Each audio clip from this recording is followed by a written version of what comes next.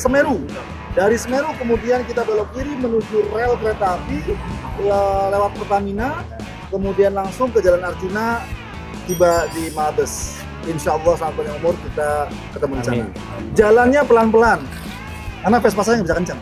Ya. Tinggal aja, tinggal. Alon-alon aset lapor. betul. Bayar semua. Kon kapan? Ya. Apa nih? Baik. Kon kapan? Tangannya kon ya tutup kowe ya.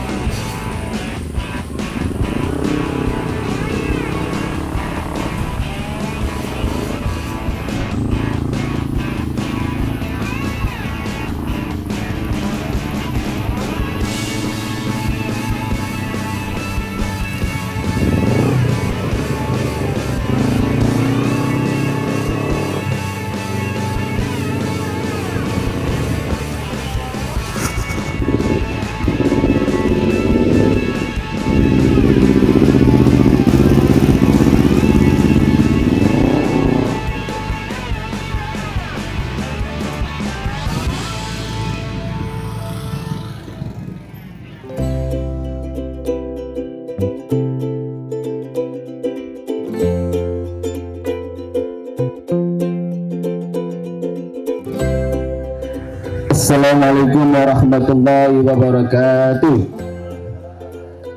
Kata-kata hari ini buat Baker Subuhan Tegal, Ustadz Sandai. Bismillahirrahmanirrahim. Di surat Al-Hujurat ayat 10. Innamal mu'minuna ikhwatun fa aslihu baina akhwaykum wattaqullaha la'allakum turhamun. Nanti yang menerjemahkan biar Pak dia aja. Judulnya sesama muslim kita harus saudara saling memperkuat untuk umat Islam yang lebih hebat. Bikers Subuhan Tegal, kawan kapal.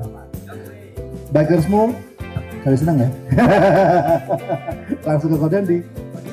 Alhamdulillahirrabbilalamin. Wassalatu wassalamu ala rasulillah. Saya berbahagia bisa bersama dengan saudara-saudara seiman sengapak subuhan bareng, Masya Allah ya. Ini adalah sebuah nikmat yang tiada tara. Karena apa? Ketika subuhan, selain mengingat Allah, kita juga sedang cas iman kita ya. Alhamdulillah, jadi mudah-mudahan Biker Subuhan Ngapak atau Tegal ini sukses selalu, kompak selalu, dan selalu menjaga iman dan akidah, dan insya Allah dilindungi dan dirahmati Allah SWT ya. Amin ya rabbal alamin. Alhamdulillah, wassalatu wassalamu ala rasulillah, la hawla wa la quwwata illa billah, amma ba'da. Satu anugerah bagi kita bisa berjumpa bersilaturahim dengan Kohdundi yang Masya Allah, kalau melihat konten beliau, saya meyakini banget bahwa hidayah itu istimewa, bukan mahal tapi istimewa, dan orang yang mendapatkannya adalah orang yang istimewa. Orang yang menyampaikan hidayah itu sampai kepada orang lain juga istimewa insya Allah. Makanya salah satu bentuk rahmat Allah yang terbesar adalah hidayah. Maka kalau melihat itu, kita bisa berada kumpul bareng di Baker Subuhan Tegal untuk berhijrah bersama juga hidayah. Dan itu istimewa. Keistimewaan dari Allah yang harus kita jaga. Kalau kemudian di ayat Al-Quran Allah itu pernah menegur Nabi Muhammad saat menginginkan pamannya Abu Thalib untuk mengucapkan kalimat syahadatain secara lengkap, Allah menegur dengan kalimat innaka lam tahdi man ahbabta walakin Allah yahdi man yasha. Sekali-kali kamu tidak bisa memberikan hidayah kepada orang yang kau cintai, tapi Allah memberikan hidayah kepada yang dikehendaki. Dan Kohdundi Semoga Allah selalu memberikan kesehatan buat beliau dan semoga selalu diberikan kekuatan jasmani rohani semuanya, menyampaikan jalan hidayah Allah sampai untuk orang-orang yang mendapatkan hidayah, dan itu luar biasa. Terima kasih kita bisa berkumpul dengan orang-orang yang istimewa. Assalamualaikum warahmatullahi wabarakatuh. Kon kapan?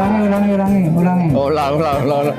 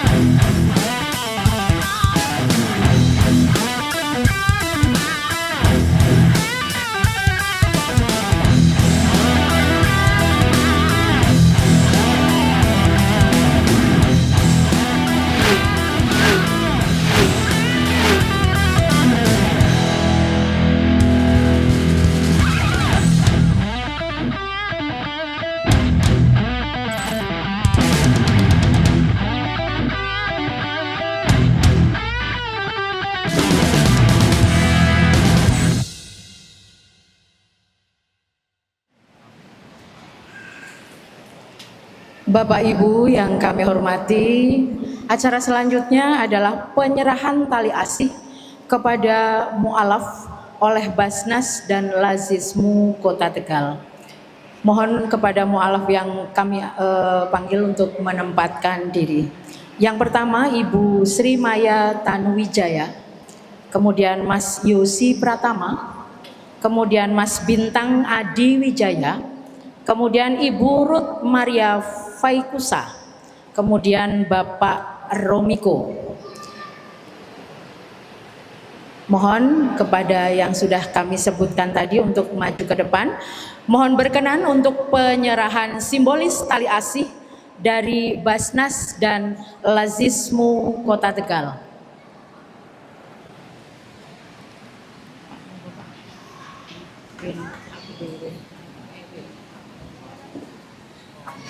Yang kami hormati Koh Dondi untuk membersamai kehadiran Koh Dondi menguatkan hati saudara-saudara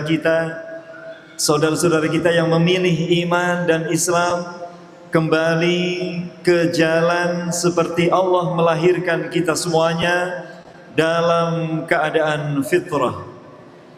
Terima kasih kami ucapkan kepada Basnas Kota Tegal.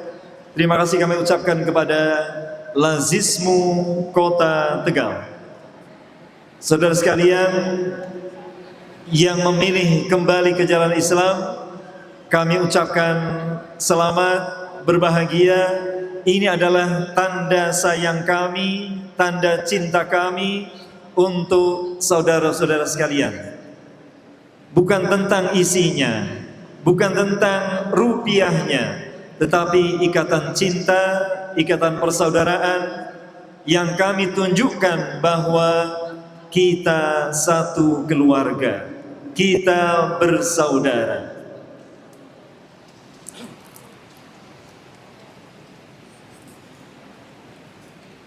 Setelah pemberian tali asih, kami mohon berkenan untuk kami ambil foto untuk didokumentasikan sebagai sejarah yang tak terlupakan.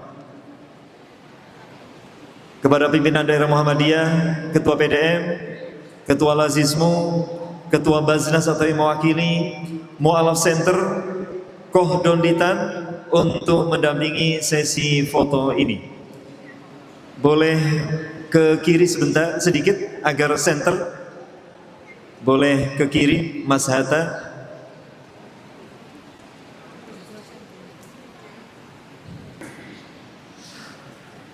Alhamdulillah, terima kasih kami ucapkan kepada seluruh yang telah berkesempatan hadir di depan dari Mu'alaf Center, Ketua PDM, Lazis Muhammadiyah, Baznas Kota Tegal, Kohdoditan.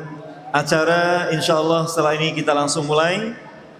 Untuk ibu dan bapak, kakak dan adik, jamaah semuanya yang berkenan berinfak, masih kita buka kesempatan berdonasi untuk kebaikan, menebarkan kebaikan ke seluruh negeri.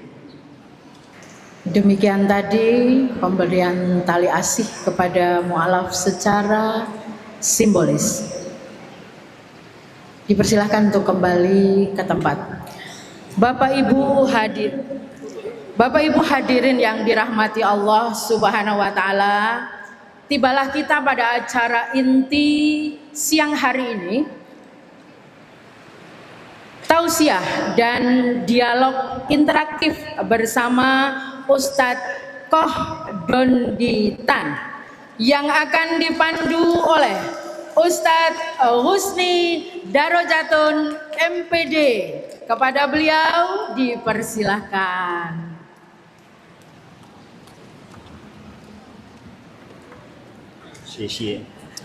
Kamsia. Alhamdulillah, bersama kita Ketua PDM Kota Tegal Pak Dr. Heru Kohdoditan.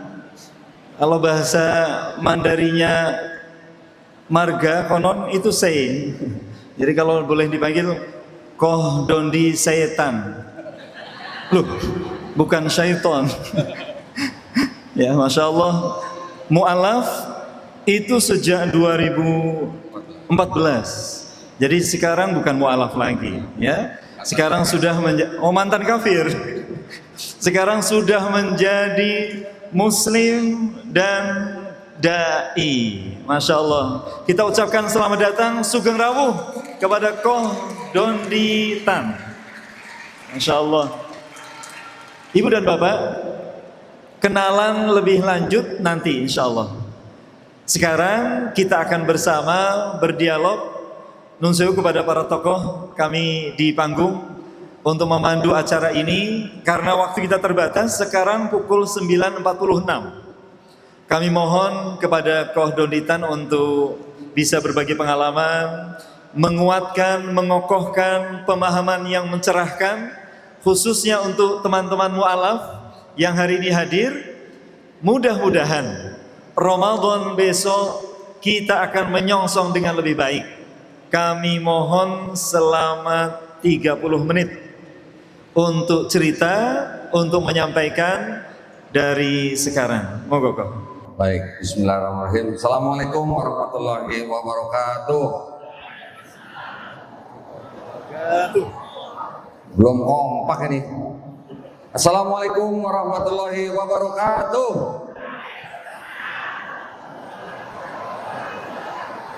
Lah kayak gue. Alhamdulillah sampai juga saya di kerajaan Ngapak. Orang Ngapak orang kepen. Masya Allah, alhamdulillah. Terima kasih banyak undangannya dari PDM ya, Muhammadiyah ya, pada ABM. Wah, Masya Allah, ini hari bermuhammadiyah nih. Masya Allah di Gor Tegal Selatan. Saya udah dicolong tadi sama hostnya, setan katanya, margatan maksudnya ya. Alhamdulillah saya kembali ke fitrah tahun 2014 ya. Jadi kalau saya disebut mu'alaf terus, jangan dong ya, masuk mu'alaf terus. Kalau ini ada tanda mu'alaf ini maksudnya untuk mu'alaf-mu'alaf yang dibina oleh Muhammadiyah atau Kementerian Agama di Kota Tegal ya. Mu'alaf Center. Masya Allah, ada berapa orang ini mu'alaf sini? 50, yang hadir 70. Yang hadir ada berapa kira-kira? Coba yang mu'alaf 40, Masya Allah. Tapi sebenarnya ibu-ibu duduk di depan sini ditandai sebagai mu'alaf, ibu-ibu nyaman nggak Bu? Oh nggak nyaman, sebenarnya kurang nyaman ya. Jangan mualaf terus ya Bu ya. Masa mualaf terus? Alhamdulillah, yang penting kita sekarang semua sudah jadi saudara seiman ya Bu ya. Yang penting kita sekarang sudah menjadi hamba Allah SWT. Ya, saya ketika mengucapkan 2 kalimat syahadat 25 Juli 2014, saya seperti orang yang dapat lotre, seperti orang yang merasa paling beruntung di seluruh dunia. Kenapa? Karena saya diizinkan Allah SWT mempunyai iman Islam. Jadi buat saya waktu itu, iman Islam adalah nikmat yang paling tinggi buat saya. Ya, lebih tinggi dari kesehatan saya, lebih tinggi daripada harta saya. Ya, jadi ketika saya mendapatkan nikmat Islam itu, saya seperti orang yang diberi penghargaan yang setinggi-tingginya oleh Allah Subhanahu wa taala. Karena saya boleh menjadi hamba Allah, ya. Dan kita semua sebenarnya dulu lahirnya muslim. Ketika kita semua lahir dulu sebenarnya kita fitrah. Fitrah dalam arti kita muslim sebenarnya. Cuman beberapa dari kita lahir di keluarga yang bukan muslim. Jadi kita sempat jadi apa? Ada yang Yahudi, ada yang Nasrani, ada yang Majusi. Tapi ketika kita mengucapkan 2 kalimat syahadat, kita sebenarnya kembali ke fitrah. Ya. Jadi waktu itu sebelum saya mengucapkan 2 kalimat syahadat, saya lama menjadi Kristen Protestan. Ya. Kenapa Protestan? Karena pendiri agamanya protes. Orang yang protes disebut Protestan, gitu. Ya. Kurang lebih sudah umur 40-an saya baru mempelajari Islam. Bagaimana ceritanya kok saya bisa tiba-tiba mempelajari Islam? Pertama-tama ayah saya dulu yang masuk Islam, ya, kurang lebih 7 tahun sebelum saya masuk Islam. Kemudian setelah ayah saya masuk Islam, saya jadi mengamati, tapi yang saya amati bukan Islamnya, yang saya amati apanya? Muslimnya. Nah, jadi bapak ibu yang sudah disebut muslim, bisa jadi bapak ibu ini jadi objek pengamatan orang di luar Islam. Ya, saya mengamati muslim 5 tahun gak masuk Islam. Kok bisa begitu? Banyak macam ya, banyak faktor, banyak urusan. Kalau kita mengamati muslim, belum tentu kita masuk Islam. Tapi setelah itu saya mempelajari Islam selama 2 tahun. Tidak hanya Islam, saya juga mempelajari ulang agama saya mempelajari agama-agama yang lain, termasuk agama Yahudi, agama Hindu, agama Buddha, agama Konghucu, dan baru terakhir Islam. Kok terakhir Islam? Padahal saya tumbuh besar di lingkungan yang banyak muslim. Karena sudah merasa dekat banyak tetangga muslim, jadi yang saya pelajari malah agama lain, baru terakhir Islam. Saya mempelajari Islamnya tidak sampai 2 tahun, saya masuk Islam. Kenapa? Dari mana? Yang namanya agama, yang disebut dengan sistem kepercayaan, pasti punya kitab sucinya. Ya, kita tahu di Indonesia ada 6 agama yang diakui oleh pemerintah, itu semuanya punya kitab suci, betul kan? Bagaimana kita meyakini sebuah agama atau sistem kepercayaan kalau bukan dari kitab sucinya? Ya. Jadi ketika saya mempelajari ulang kitab saya yang dulu, ternyata saya menemukan banyak kejanggalan. Nah, karena saya menemukan banyak kejanggalan, jadi saya mencari tahu atau belajar agama yang lain. Saya bandingkan. Ibu-ibu, bapak-bapak, kalau mau beli batik aja milih nggak, Pak? Milih ya Pak ya? Cuman beli batik milih Pak. Ini urusannya dunia akhirat nih. Masa nggak milih-milih gitu ya. Bapak ibu yang lahir di keluarga Islam mungkin belum sempat banding-bandingin ya. Karena sudah dididik secara Islam, tumbuh besar menjadi muslim ya. Bapak ibu ada untung ruginya. Untungnya apa? Bapak ibu sudah menjaga la ilaha illallah di dalam hati dan bibir bapak ibu. Tetapi Bapak Ibu yang tidak pernah belajar perbandingan agama, Bapak Ibu juga punya resiko. Resikonya apa? Kalau didatangi tamu yang tidak diundang, itu ya ada resikonya. Nanti itu kita di bagian akhir ya. Tetapi saya ingin menceritakan pengalaman saya selanjutnya, bahwa setelah saya mempelajari ulang kitab saya dan saya mempelajari kitab-kitab agama lain, ternyata hanya Quran yang tidak mungkin karangan manusia. Dari mana? Karena di dalam Quran, mungkin kalau kita baca ayat dalam bahasa Arab, Bapak Ibu yang sudah biasa dari kecil, sudah terbiasa baca. Kalau saya dulu baca Qurannya dari terjemahan dulu, karena saya belum bisa bahasa Arab, belum bisa baca dari Iqra, saya baca terjemahannya dulu. Saya baca, kalau cuman baca Quran, tidak tahu konteksnya, saya mungkin juga tidak akan masuk Islam waktu itu. Tapi ketika saya mempelajari Quran, ternyata di dalam Quran banyak ayat-ayat yang mengandung unsur ilmu pengetahuan. Banyak sekali. Kita sekarang hidup pada zaman ilmu pengetahuan, ya. Kita sekarang hidup pada zaman sains. Siapa yang tidak percaya pada hukum gravitasi? Ya, pasti ya, hukum gravitasi.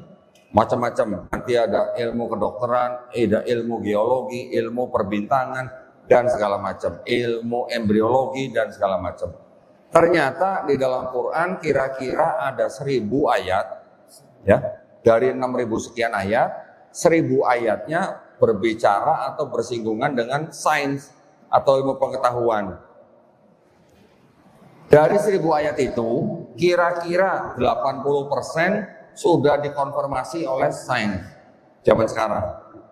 Padahal Quran itu ditulis 1500 tahun yang lalu. Dari mana kira-kira seorang nabi yang ummi, tidak pandai baca tulis, bisa ngomongin sesuatu yang pada waktu itu mungkin orang-orang juga nggak tahu maksudnya apa.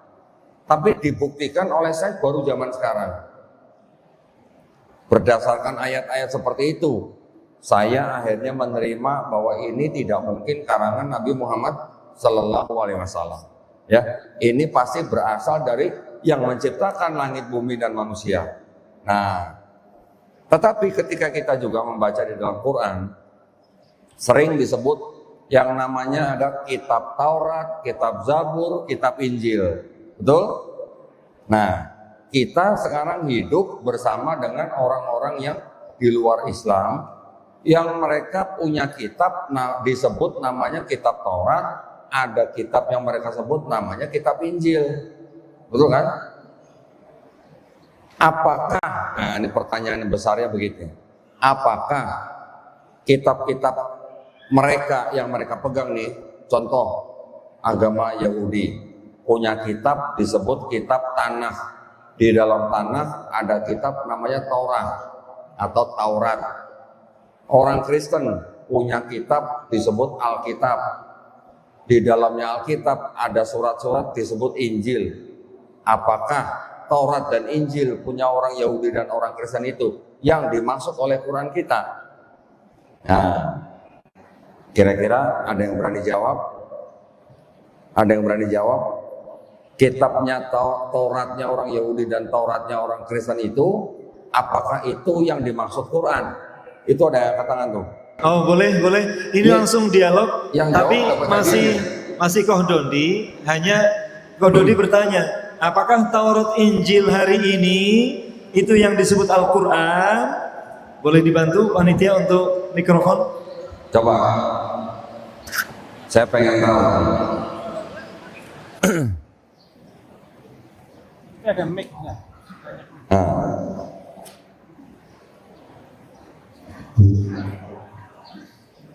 Apakah kitab Tauratnya orang Yahudi dan kitab Injilnya orang Kristen itu yang dimaksud oleh Quran? Silakan. Bismillahirrahmanirrahim. Sebelumnya perkenalkan dulu, maaf, nama saya Denny. Saya ya udah lama melihat channel antum. Ya mungkin ini jawaban saya pengulangan dari materi antum sebelumnya. Taurat dan Injil yang dimiliki oleh bangsa Yahudi dan Kristen yang sekarang itu bukan merupakan Taurat dan Injil yang dimaksud oleh Al-Quran. Karena Taurat, Injil yang dimaksud dalam Quran adalah wahyu-wahyu yang diberikan kepada para nabi-nabinya, yaitu Nabi Musa dan Nabi Isa alaihissalam kepada umatnya hanya pada saat itu. Terus yang kedua, Allah Subhanahu wa taala hanya menjanjikan hanya Al-Qur'an saja yang dijaga sampai zaman sekarang. Jadi untuk Taurat dan Injil itu tidak pernah disebutkan untuk dijaga. Masya Allah. Tepuk tangan Allah. Masya Allah. Oh, ternyata umat Islam di Tegal udah pada pinter ya. Masya Allah. Dapat hadiah nih harusnya nih. Nanti dapat hadiah nih. Nah, ini ada hadiahnya nih. Masya Allah. Ibu-ibu, tadi dengar ya, kitabnya orang Yahudi dan kitabnya orang Kristen yang sekarang kita bisa lihat. Ibu mau lihat? Ada. Saya bawa nih. Waduh. Sebentar.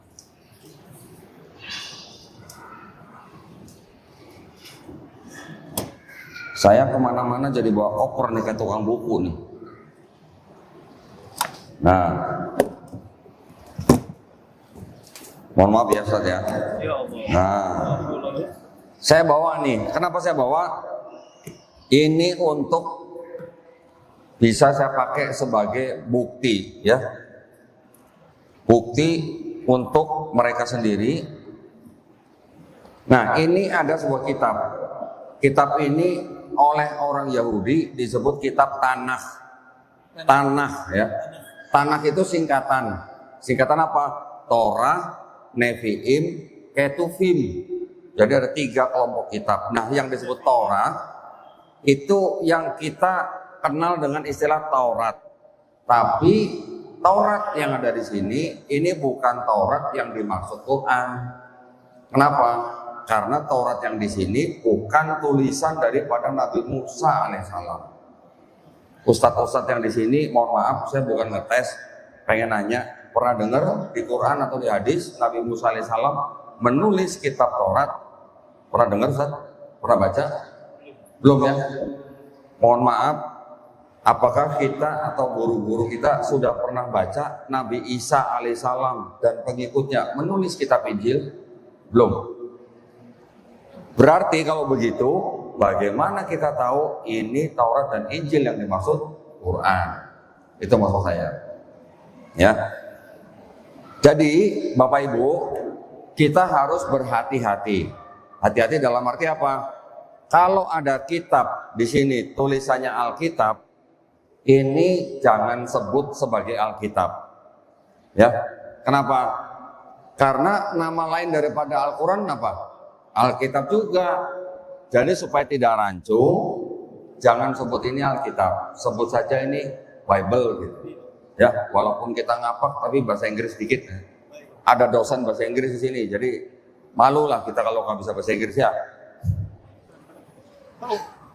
Ada dosen bahasa Inggris di sini.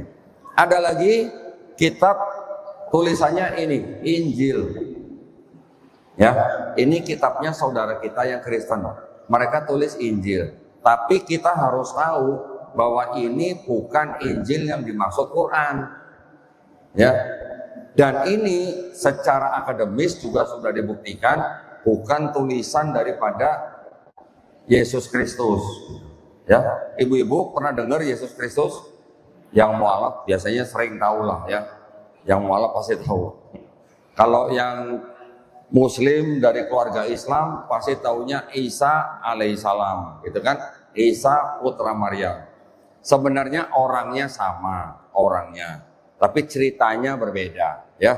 Yang di sini diceritakan lahir dari seorang ibu perawan bernama Maria.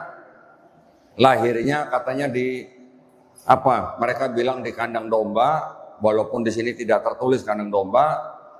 Terus punya mujizat juga, bisa membangkitkan orang mati, tapi yang di sini disalib, mati, bangkit hari ketiga.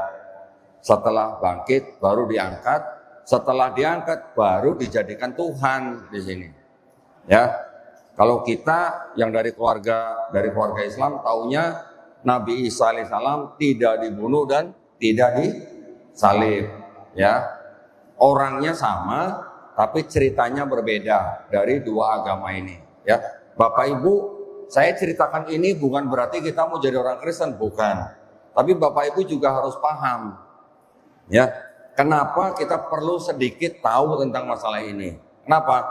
Karena mereka, saudara kita yang Kristen, di kitab mereka ini, mereka disuruh mencari orang untuk masuk agama mereka. Ada perintahnya di sini. Perintahnya apa? Karena itu pergilah, jadikanlah semua bangsa muridku, baptislah mereka dalam nama Bapa dan Putra dan Roh Kudus. Perintahnya itu. Matius 28:19. Jadi Bapak Ibu ini, walaupun kita bertoleransi dengan mereka, tapi mereka ada misi untuk mengajak kita untuk masuk agama mereka. Ya, kalau di Islam agama misi bukan? Misi juga. Caranya gimana? Dakwah. Kalau di Islam sampaikanlah, walaupun hanya satu ayat. Tetapi di Islam kita mengenal la ikraha fiddin, dan juga kita mengenal lakum dinukum waliyadin. Nah, jadi kita harus tahu kita menyampaikan hanya satu ayat, tapi tidak ada paksaan dalam Islam. Tapi mereka karena ada perintah baptislah, berarti kalau belum dibaptis kan belum selesai urusannya ya. Nah, itu bedanya di situ ya. Tapi maksud kita belajar ini untuk apa? Supaya kita lebih kuat iman dan akidahnya, tidak mudah dimurtadkan. Itu tujuan kita ya. Bapak Ibu yang mungkin tidak pernah keluarganya didekati, atau ada yang berniat murtad atau yang sudah murtad, mungkin tidak tertarik dengan ini. Tapi kalau ada yang sudah keluarganya sudah oleng, mau murtad, bahkan sudah ada yang murtad, baru pada mikir, baru nyari pertolongan. Nah, jadi Bapak Ibu memang harus, paling tidak harus tahu lah ya, ini bukan fardu ain belajar ini ya, ini fardu kifayah. Tetapi Bapak Ibu ada baiknya tahu supaya Bapak Ibu paham dengan akidah mereka dan tidak mudah dimurtadkan. Ya, 20 menit masih lama dong berarti. Nah, sekarang saya ingin apa namanya? Mempersamakan persepsi. Ya, tadi kita sudah tahu bahwa kitab mereka yang disebut Taurat dan Injil itu bukan yang dimaksud oleh Quran. Kenapa? Buktinya mana? Buktinya di Quran surat Al-A'raf 157 disebutkan bahwa mereka beriman kepada Nabi yang ummi yang namanya tertulis di dalam kitab Taurat dan Injil. Nah, kalau ini Taurat dan Injil, ada nggak di sini nama Nabi Muhammad SAW? Tidak ada. Kalau tidak ada, berarti ini bukan Taurat dan Injil yang dimaksud Quran surat Al-A'raf ayat 157. Ya, berikutnya. Di Quran juga, Quran surat As-Saff ayat ke-6 diceritakan Nabi Isa alaihissalam berkata bahwa nanti akan ada Rasul bernama Ahmad. Di sini ada nggak nama Ahmad? Tidak ada. Kalau tidak ada, berarti ini bukan Taurat dan Injil yang dimaksud Quran surat As-Saff ayat ke-6. Itu maksudnya, ya. Untuk itu, berarti kita harus yakin ini bukan Taurat dan Injil yang dimaksud Quran, sehingga kita tidak apa ya? Kita tidak boleh berpegang selain Quran. Itu poinnya ya. Tetapi kalau kita pelajari, saya dan teman-teman di yayasan kami yang sudah mempelajari ini, di dalam sini memang masih ada kebenaran. Masih ya. Saya bisa katakan, karena apa? Karena ada ayat-ayat di dalam kitab ini yang sejalan dengan Quran. Contoh, Ulangan 6 ayat 4, Adonai Elohenu, Adonai Ehad. Kalau kita baca Quran surat Al-Ikhlas ayat pertama, Qul huwallahu ahad.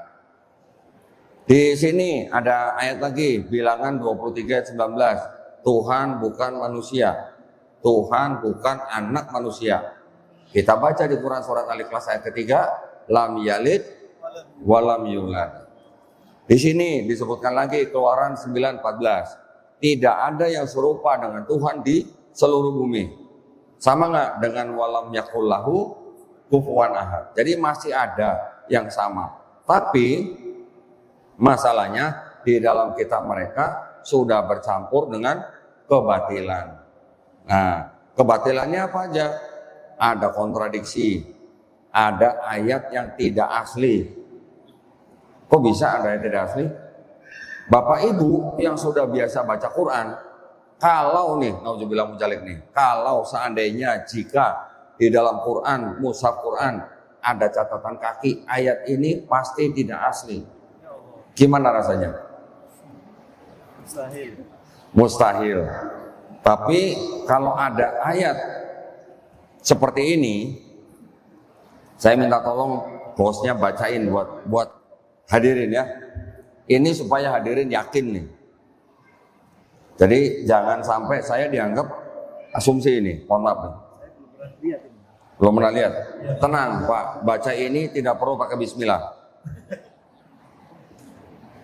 Ini kitab suci apa? Katolik. Ini apa? Tidak untuk diperdagangkan. Nah ya, dengan catatan dan pengantar lengkap 2009 ya. Boleh dibaca ini, dipersembahkan.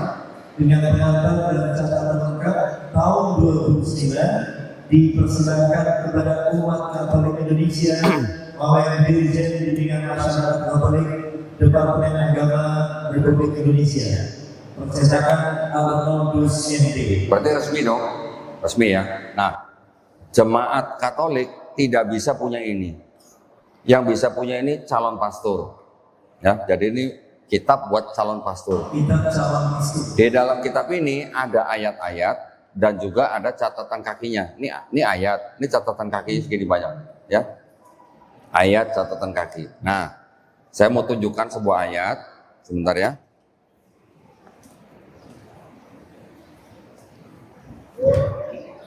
Sebentar. Ini harus ini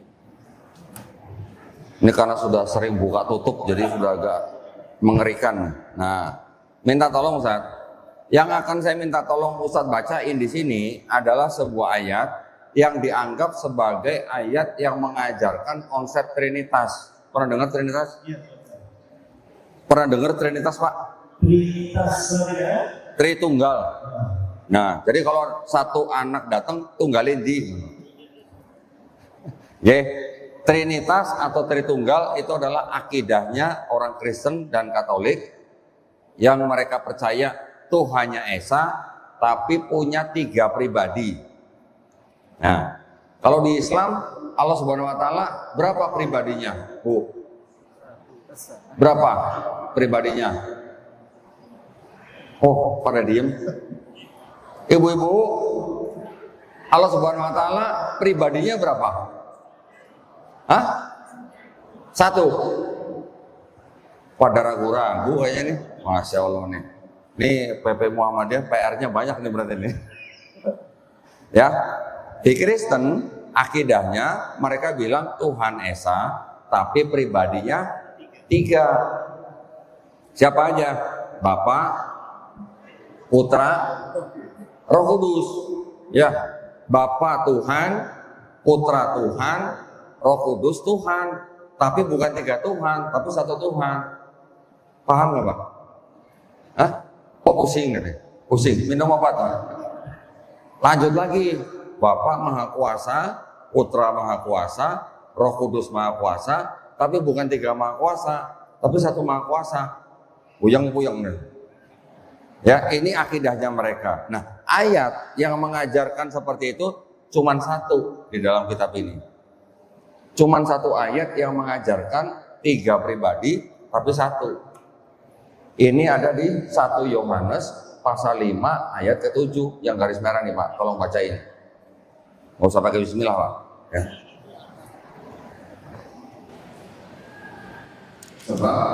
Sebab ada 3 yang memberi kesaksian di dalam surga, Bapa, Firman, dan Roh Kudus.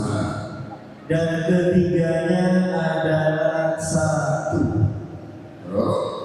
Dan ada 3 yang memberi kesaksian di bumi.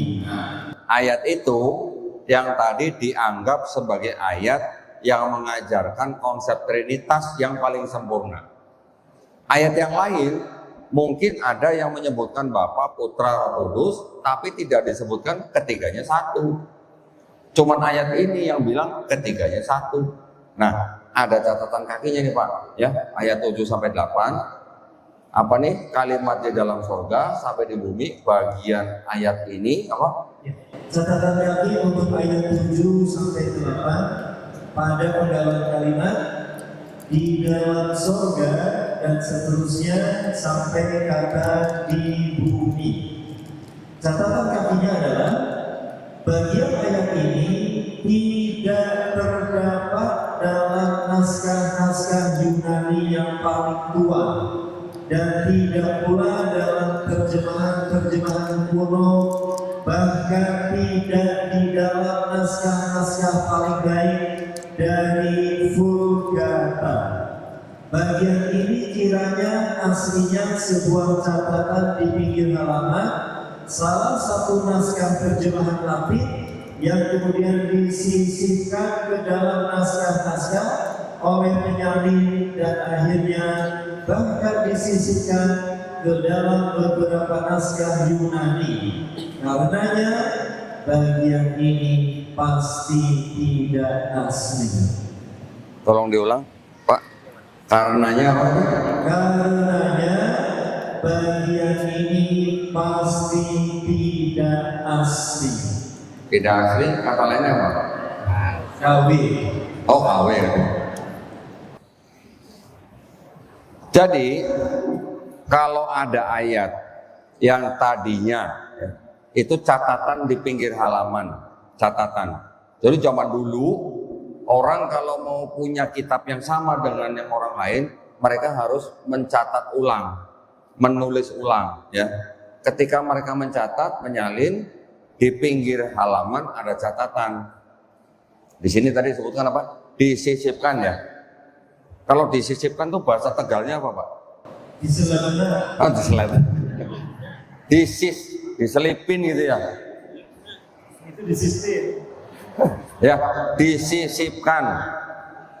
Apa kalau dosen mungkin tahu disisipkan bahasa Tegalnya apa? Bener ya? Nah, bener ya? Menjadi ayat. Berarti apa? Berarti tadinya ada catatan itu bisa jadi apa? Pemikiran agama. Ya. Tadinya pemikiran agama disisipkan menjadi ayat. Berarti pemikiran agama menjadi agama. Terus dikatakan apa? Karenanya bagian atau ayat ini pasti, pakai pasti ya. Yang ngomong bukan saya loh, ini loh. Pasti tidak asli. Gimana? Bisa nggak disebut sebagai kitab suci? Tapi mohon maaf nih ya, kita tahu ini bukan berarti terus kita menghina saudara kita yang Katolik, bukan, jangan. Bukan ya. Saya tidak mengajak Bapak Ibu untuk membenci, menghina orang lain dan agama orang lain. Allah Subhanahu wa taala sendiri juga melarang kita untuk menghina sesembahan mereka. Betul? Karena apa? Kalau kita menghina, nanti mereka menghina Allah Subhanahu wa taala tanpa pengetahuan. Ya. Jadi kita hanya perlu tahu ini, tapi bukan berarti kita menghina agama mereka, bukan. Ini adalah tradisi agama mereka. Ya, itu pesan saya ya. Tetap yang mualaf ketika sekarang sudah masuk Islam, kalau sebelumnya sudah sayang, sudah hormat kepada orang tua, setelah jadi mualaf harus lebih sayang, harus lebih hormat kepada orang tuanya. Ya, kenapa? Supaya orang tua kita melihat akhlak Islam itu bagaimana. Itu yang penting ya. Nah, kita belajar ini tujuannya hanya untuk menguatkan iman dan akidah Islam. Supaya, nah kalau supaya misalnya contoh Bapak Ibu didatangi tamu, ya, suruh ikut agama mereka, tinggal bilang aja, kok ada ayat yang tidak asli? Tidak asli itu maksudnya gimana? Cuma nanya aja, ya. Saya sering pakai kitab ini, makanya sampai sekarang tambal-tambelan tuh. Saya sering pakai kitab ini, kalau berdebat sama pendeta, saya tanya, Pak, 1 Yohanes 5:7 itu firman Tuhan bukan? Kalau pendetanya jujur dan dia belajar, dia akan bilang bukan. Tapi saya pegang ini. Kalau dia bilang firman Tuhan, saya tinggal bukain, saya suruh baca. Gitu. Ya, saya pernah debat dengan seorang pendeta, master teologi. Saya pegang ini, saya tanya, Pak, itu firman Tuhan bukan? Dia bilang bukan. Dia jujur. Kalau dia bilang firman Tuhan, saya buka ini, saya suruh zoom kamera, lebih parah. Akhirnya saya tanya, kalau begitu Pak, kitab yang Bapak pegang itu kitab suci bukan? Kalau ada ayat yang tidak asli. Dia jawabnya apa? Bukan. Yang nonton tepuk tangan. Buat saya udah cukup. Saya tidak mau menghina agama mereka, saya tidak menghina sesembahan dia, tapi dia mengakui bahwa ini bukan kitab suci, sudah cukup buat saya. Nah itu, jadi kita berdakwah, walaupun kita disuruh berdebat, ya di Quran surat An-Nahl ayat 125, kita diperintahkan untuk berdebat, tapi harus dengan cara yang paling baik. Ya, tidak boleh menghina sesembahan orang lain. Berapa menit lagi sih? Sudah habis. Urung marem jajannya. Urung marem wis kon mandek begini. Kita akan belajar lebih apa? Siap, ya. Jadi saya hanya berharap bahwa kita sebagai umat Islam, kita tidak punya apa-apa lagi selain Quran, ya. Jangan pikir ada Taurat, ada Zabur, ada Injil di luar Quran yang masih berlaku, tidak ada. Yang ini buat kita mereka monggo, tapi ini bukan Taurat, Injil dan Zabur yang dimaksud oleh Quran, ya. Kita teruskan dengan tanya jawab ya.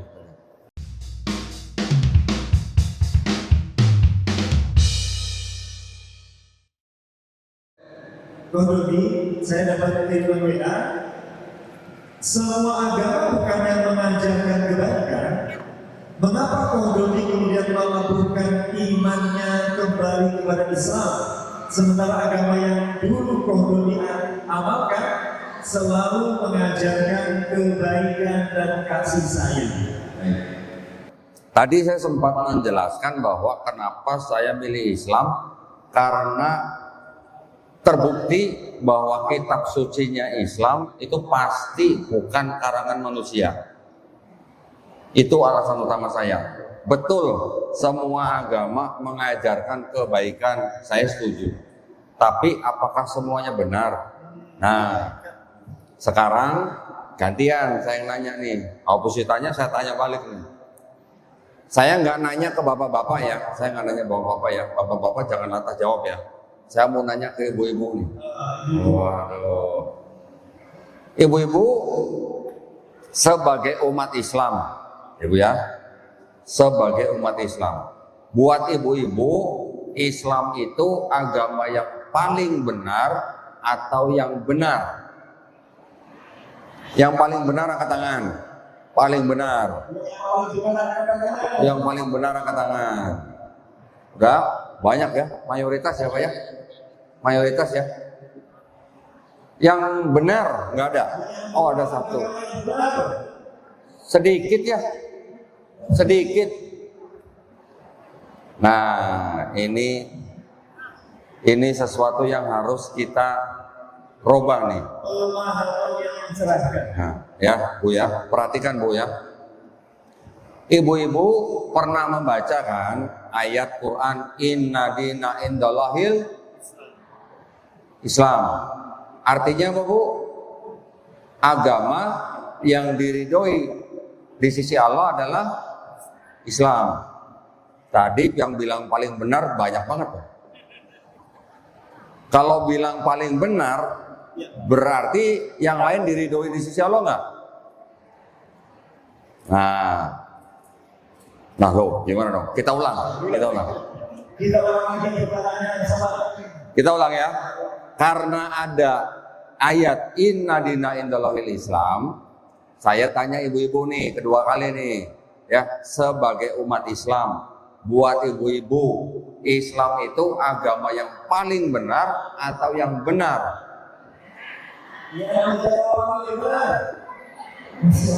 Masih ada.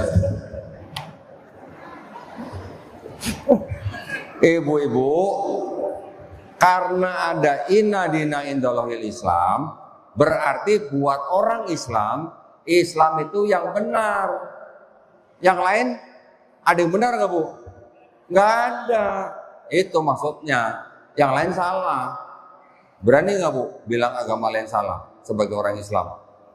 Oh, berani. Alhamdulillah. Agama lain di Indonesia juga berhak mengatakan agama mereka yang benar. Mereka mau bilang Islam salah buat mereka ya monggo.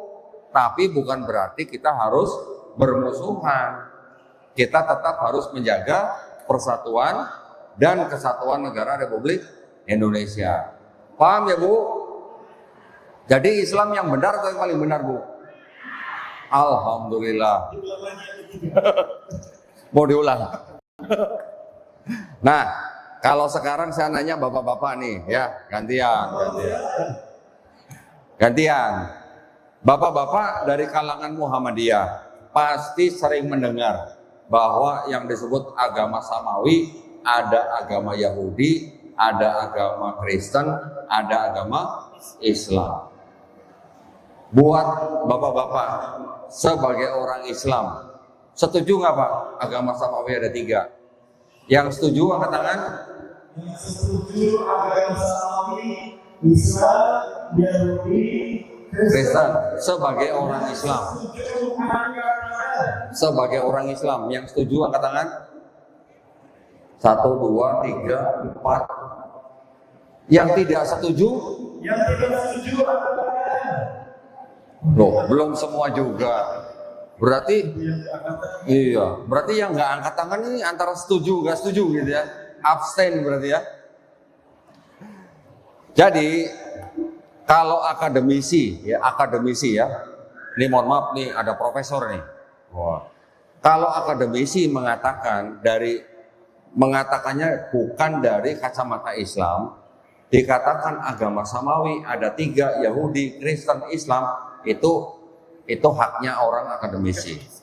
Tapi sebagai orang Islam yang beriman dengan Quran, agama Samawi ada berapa? Cuman 1, Islam. Yaitu tadi sama dengan inna dina indallahil Islam. Nabi Musa alaihissalam tidak menurunkan agama Yahudi. Nabi Isa alaihissalam tidak menurunkan agama Nasrani. Tidak, ya. Yang mereka bawa apa? Islam. Karena apa? Akidahnya mereka, walaupun dari Nabi Adam alaihissalam sampai Nabi Isa alaihissalam, semua akidahnya Muslim. Muslim dalam arti apa? Berserah diri kepada Allah Subhanahu Wa Taala. Gitu ya. Pertanyaan kedua.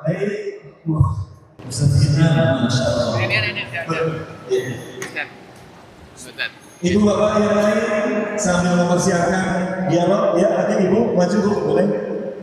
Kita dengarkan pertanyaan pertama Ustaz Imam. Assalamualaikum warahmatullahi wabarakatuh. Lama masa. Maaf, saya mau nangis dulu.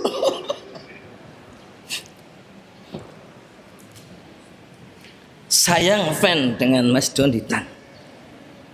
Sekian banyak viral, sekian banyak kalimat mengenangkan saya kepada seorang mu'alaf center di Semarang. Namanya itu sahabat saya, namanya Ustadz Samsul Huda. Walaupun di sini ada namanya Ustadz Samsul Huda, ya.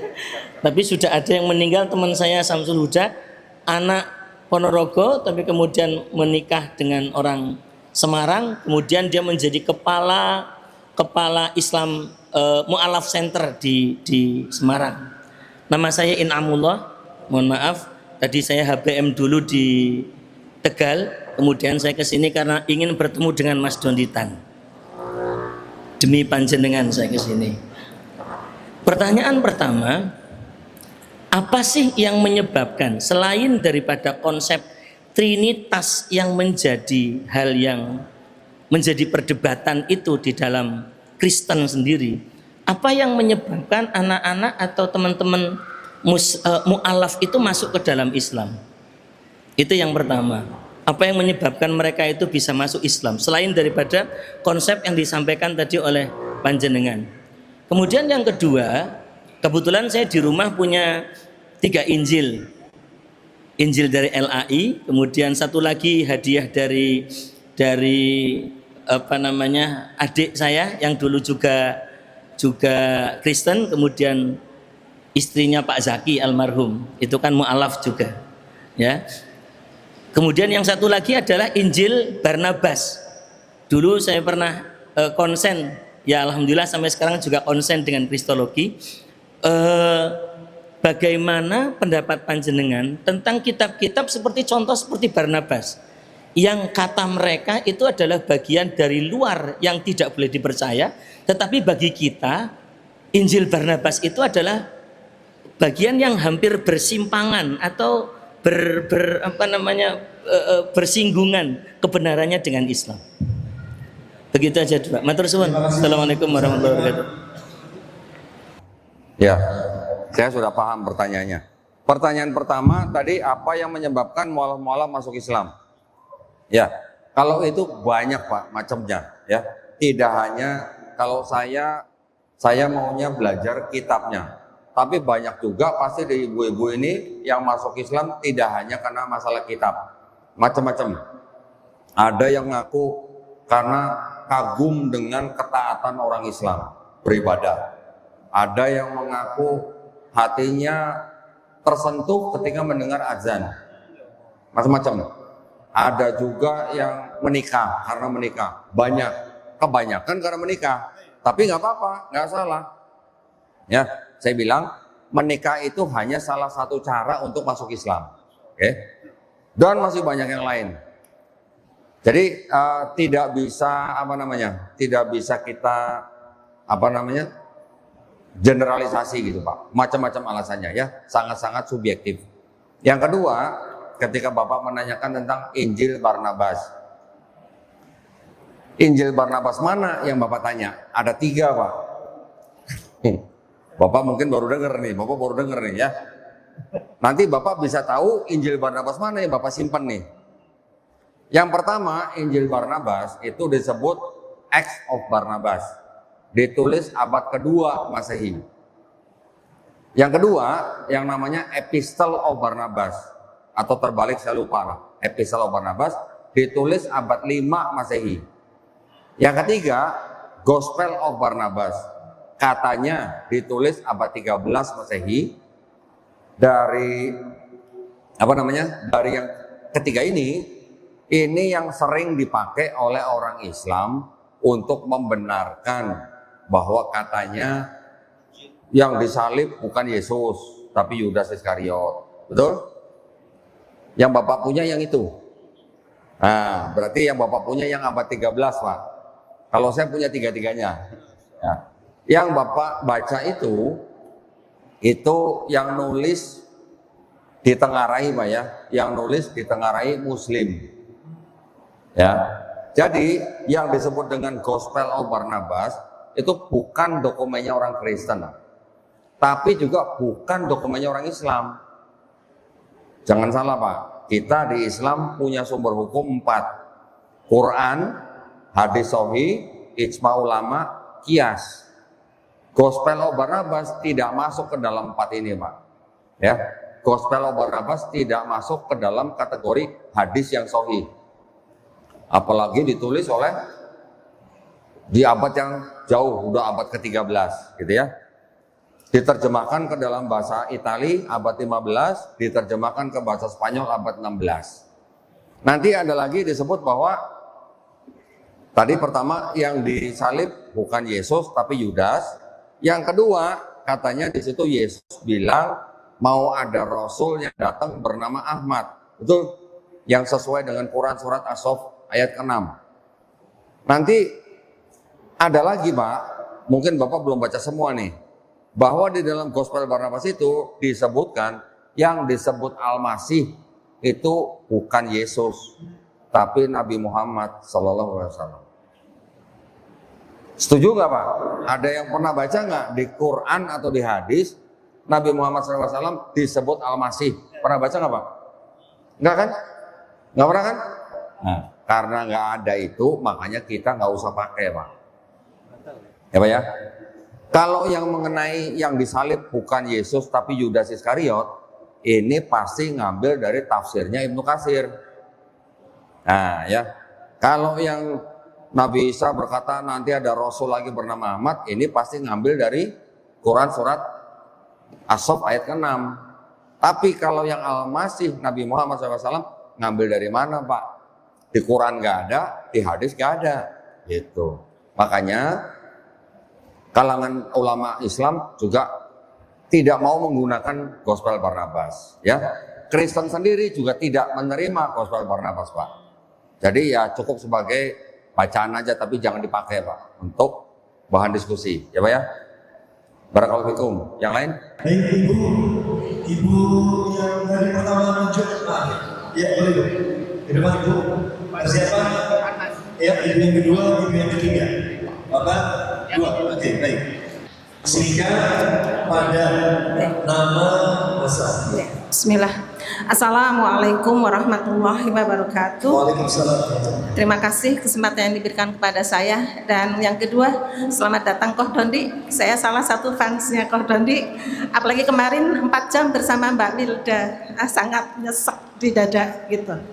Jadi pertama adalah mungkin kami mau menyampaikan bahwa pernah ada suatu waktu anak saya, mohon maaf, anak saya bermain di alun-alun. Kemudian didatangilah beberapa kelompok pemuda yang membawa sepertinya kristenisasi, Ustadz. Dia mengatakan bahwa Nabi Isa adalah sama dengan Rasulullah Muhammad SAW dengan membawa kalimat yang saya tulis. Mungkin Yohanes ya Ustadz. Inilah hidup yang kekal, dan karena mereka telah mengenal Engkau satu-satunya Allah yang benar, dan telah mengenal Yesus Kristus yang telah Engkau utus. Ini kan berarti sama. Yesus saya adalah utusan, Muhammad adalah utusan. Mana salahnya? Kemudian dia balik kepada keselamatan. Jalan keselamatan hanya ada pada Yesus. Kemudian anak saya dengan keawamannya hanya mengatakan lam yalid walam yulad walam yakul lahu kufuwan ahad, hanya seperti itu. Nah, dari keprihatinan ini Ustadz sudah kemana-mana nih membawa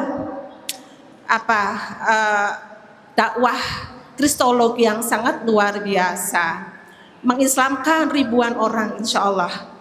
Tetapi mohon maaf Ustadz, mohon maaf ini PDM Kota Tegal. Apakah sudah ada Mu'alaf Center Kota Tegal yang bisa menangkal gerakan-gerakan kristenisasi yang terselubung seperti ini? Kami mohon pencerahannya dari PDM Kota Tegal karena ini sangat memprihatinkan. Mohon maaf, saya praktisi guru di SMA Kota Tegal dan saya melihat mulai banyak anak-anak yang berpikiran agnostik, berpikiran bahwa oke, semua agama bagus, tetapi kok semuanya berkonflik, apalagi bullshit dengan debat seperti itu. Kemudian yang terakhir, mohon maaf ada tambahan Ustadz, dalam yang di alun-alun itu terakhirnya adalah kalau agama Yu mengajarkan puasa, di kami puasanya lebih panjang, 40 hari. Dan Yesus pun mengalami rasa lapar. Maka apakah kamu tetap tidak percaya dengan kekuasaan Yesus Kristus? Apakah kamu tidak percaya dengan bahwa keselamatan ada di Yesus Kristus? Seperti itu Ustadz, mohon ini juga untuk kita ketahui semua. Ini terjadi di alun-alun sebuah public space yang sangat terbuka. Terima kasih, mohon maaf. Assalamualaikum warahmatullahi wabarakatuh. Waalaikumsalam. Baik Bu, alhamdulillah. Terima kasih banyak atas dukungannya ya Bu ya. Walaupun hanya subscribe, tapi jangan lupa like dan share ya Bu ya. Biar Ibu juga ikut berdakwah gitu ya. Kita bisa berdakwah dengan ilmu, kita bisa berdakwah dengan harta, kita bisa berdakwah dengan tenaga. Tapi kita juga bisa berdakwah dengan jempol Bu. Like, share, subscribe. Masya Allah. Nah, itu namanya jariah gitu ya. Masya Allah. Ibu, yang tadi Ibu baca itu diambil dari Yohanes pasal 17 ayat 3, Bu. Ya. Inilah hidup yang kekal, untuk mengenal Engkau itu Bapa, Tuhan yang Maha Esa, sebagai satu-satunya. Tulisannya Allah ya Bu ya, A-L-L-A-H. Saya bacanya Allah. Karena tidak ada tasdidnya, jadi saya baca Allah. Mereka juga bacanya Allah. Gitu. Sebagai satu-satunya Allah yang benar. Dan mengenal Engkau, Yesus Kristus, yang Kau utus.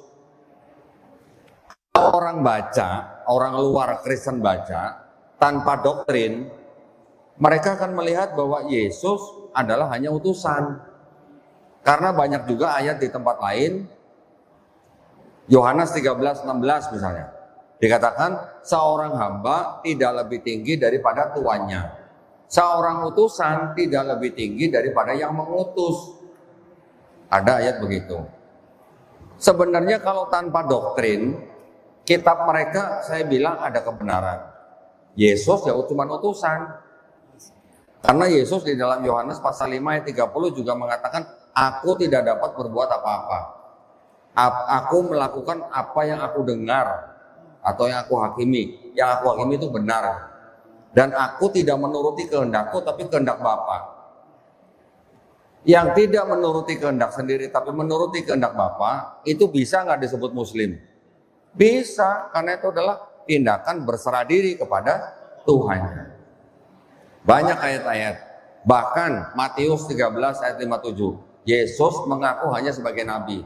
Kenapa? Karena ketika Yesus ditolak di kota Nazaret, Yesus bilang, seorang nabi dihormati di mana-mana kecuali di rumahnya sendiri. Dan Yesus berasal dari Nazaret.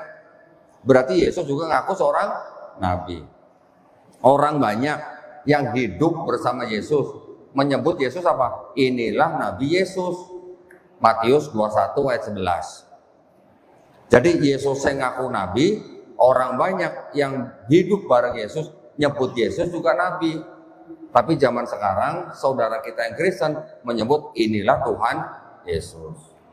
Itu yang menjadi perbedaan. Tapi yang menjadi dasar daripada tadi Ibu tanya adalah, apakah di kota Tegal ini sudah ada mualaf center? Nah, tadi sudah dijelaskan bahwa mualaf-mualaf yang ada di Tegal ini sekarang di bawah pembinaan dari Kemenak ya. Nah, itu Bu, ada ya Bu ya dari Kemenak. Saya mau nanya nih, saya kenal nih ada teman nih dari MCI nih. Wah, kenapa di Tegal belum ada MCI? Hah? Belum? Nah, nanti perlu juga nih ya, Kota Tegal juga perlu mualaf center. Jadi insya Allah kita perundingkan untuk ada yayasannya supaya juga bisa mendukung dari Kementerian Agama ya. Tadi pertanyaannya kan Ibu itu ya, pada intinya kalau anak Ibu tadi sudah mendengar seperti itu, berarti anak Ibu kan sudah menjadi target. Betul nggak? Ya, menjadi target. Lama-lama nanti anak Ibu bisa dikasih souvenir Bu. Kalau dari kalangan Katolik bisa ngasih apa? Rosario atau Bible yang kecil, suruh dibaca dan segala macam. Itu yang harus hati-hati, ya Bu ya. Makanya kalau Ibu nonton channel saya bisa ngasih tahu anaknya ayat-ayatnya, dicatat Bu, supaya anak-anak itu juga bisa mikir, ya. Insya Allah Ibu dan keluarga dilindungi dan dirahmati Allah SWT ya. Terima kasih. Silakan yang lain.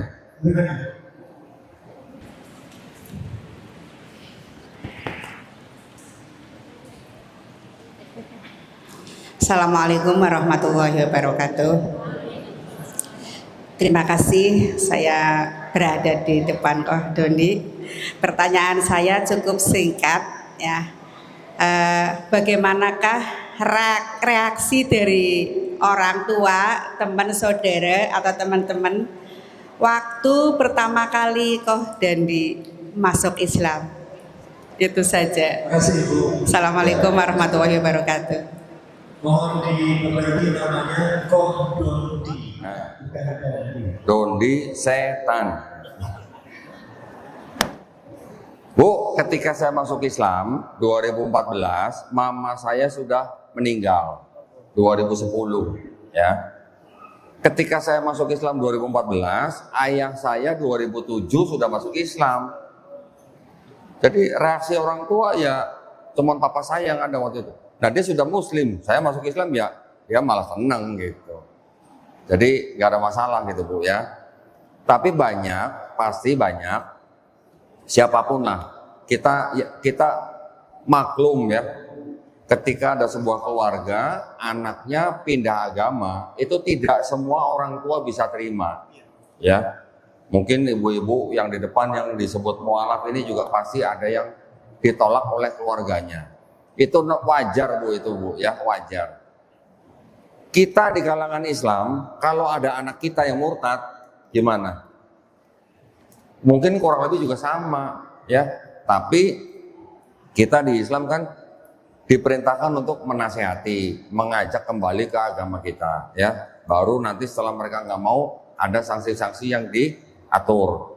Kalau di kalangan mereka juga begitu, kurang lebih ya sama ya, pasti mereka ada yang tidak terima. Bahkan orang-orang yang pindah dari agama yang dianut orang tua di kalangan yang lain macam-macam ya, dari bisa Kristen, Hindu, kalau Buddha saya jarang dengar, tapi kalau yang Hindu dan Kristen itu agak keras, bahkan ada yang disekap, nggak boleh keluar rumah. Bahkan kalau Hindu ada yang namanya ritual apa, mepamitan gitu, pamitan kepada roh leluhur bahwa mereka sudah tidak Hindu lagi, ada yang begitu ya. Kita seringlah mengurusi yang hal-hal begitu. Bahkan belum lama kalau ibu-ibu nonton di channel saya, ada seorang mualaf, suster di rumah sakit. Begitu dia ngomong sama orang tuanya, habis ya, sini sobek, sini sobek, sini sobek. Ya, dan kita harus bantu. Saya sampai datang ke rumah dia, saya untuk bantu jangan sampai terjadi apa-apa gitu. Itu biasa Bu. Tapi bagaimana caranya kita menghadapi orang tua dengan cara yang paling baik. Makanya saya selalu bilang kepada orang-orang yang bersandar tempat saya pesan, kalau sebelumnya sudah sayang dan hormat pada orang tua, setelah hari ini harus lebih sayang, harus lebih hormat, gitu. Ya, itu Bu ya.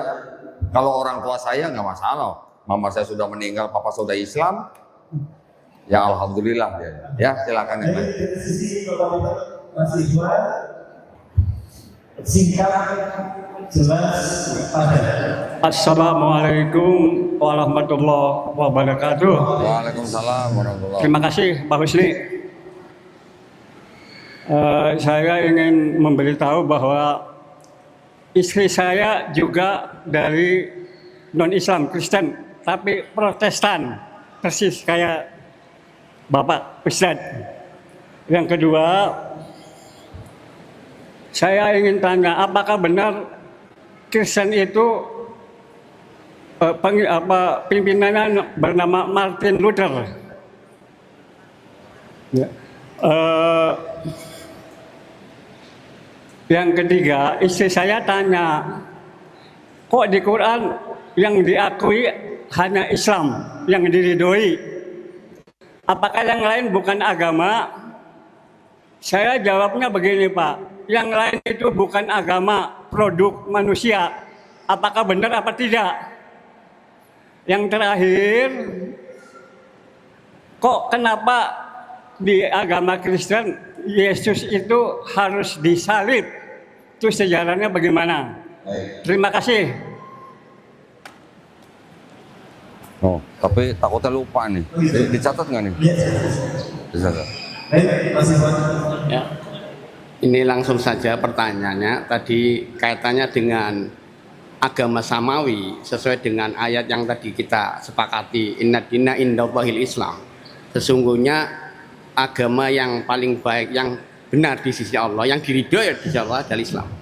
Saya ingin mendapatkan pencerahan dari Koh Dondi kaitannya dengan korelasi surat Al-Maidah, bahwa di Al-Maidah, di Al-Quran surat Al-Maidah itu menyatakan bahwa makanan mereka ahli kitab itu halal bagimu, dan juga istri wanita-wanita ahli kitab juga halal bagimu. Ini kaitannya dengan bagaimana korelasi dengan agama samawi itu, karena di Al-Maidah itu ada bunyi seperti itu. Ya demikian aja. Baik. Lagi? Sekalian. Langsung. Bismillah. Langsung guys Ustaz ya. Ini suara saya lagi agak serak, jadi mohon maaf. Berdasarkan cerita yang tadi disampaikan Koh Dondi, beliau kembali ke Islamnya berdasarkan mempelajari Al-Quran dan kitab-kitab yang lain. Kemudian menyimpulkan bahwa Al-Quran adalah kalamullah, agama yang benar.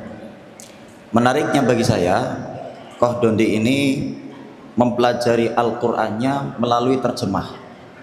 Sementara umat Islam berdasarkan pengamatan saya mempelajari Al-Qur'annya bukan dari terjemahan Ustaz, tapi dari Arabnya, ayatnya. Mohon sarannya untuk umat Islam biar paham agamanya Ustaz, sekaligus mengislamkan umat Islam. Terus satu lagi Ustaz, mohon maaf, saya terus terang dititipi oleh seseorang untuk memualafkan seorang anak, sebab ada orang tua yang semuanya sudah muslim, tinggal satu anak yang belum muslim. Nah, ini yang ingin saya tanyakan, bagaimana triknya agar bisa mualaf? Terima kasih.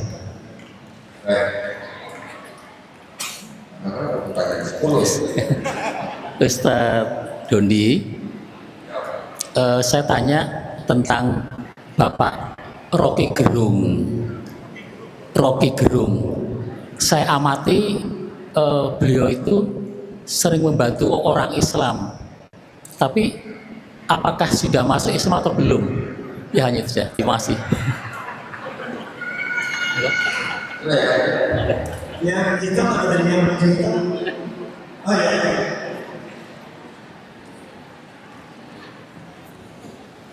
Assalamualaikum warahmatullahi wabarakatuh. Pertama, saya Jaya Pak Dondi. Saya berterima kasih. Saya subscribernya Koh Dondi, fansnya Koh Dondi. Ya, saya terima kasih sekali Koh Dondi bersedia rawuh di Kota Tegal. Yang mau saya tanyakan, pertanyaannya, kira-kira kapan Koh Dondi mau debat lagi dengan pendeta? Saya sudah kangen itu Koh Dondi. Ya, sudah. Udah gitu aja. Terima kasih Koh Dondi. Assalamualaikum warahmatullahi wabarakatuh. Perkenalkan, nama saya Emiliana. Tadinya saya beragama Katolik, Koh Dondi. Sekarang saya lebih yakin dan percaya dengan adanya tadi Koh Dondi bilang agama Islam adalah yang baik. Karena saya mengalami kehidupan di dalam saya sendiri ya, selama menjadi mu'alaf, warga saya semuanya seluruhnya 10 beragama Katolik semua. Tapi alhamdulillah saya masuk mu'alaf dengan panggilan hati, bukan dengan apapun. Yang saya pertanyakan, ternyata benar kalau di dalam agama Nasrani kan ada acara cinta kasih. Cinta kasih itu ternyata setelah saya masuk ke agama Islam, saya seorang mu'alaf, kenapa kok di dalam keluarga saya cinta kasihnya hilang terhadap saya? Tetapi saya tidak akan gentar karena masih ada Allah Subhanahu wa taala yang mendampingi saya, dan juga Ibu Hindun dari Departemen Agama yang menguatkan saya, dan Pak Hatta yang menguatkan saya melalui rumah mu'alaf. Jadi setiap apapun cobaan di dalam hidup saya, beliaulah yang selalu menguatkan hati saya. Ternyata saya pikir benar bahwa cinta kasih itu di dalam agama Nasrani hanya untuk orang Nasrani aja, tetapi untuk di agama Islam cinta kasih itu untuk semuanya. Terima kasih Pak Dondi. Baik, ada beberapa pertanyaan. Apakah benar pernyataan agama lain adalah produk manusia? Baik.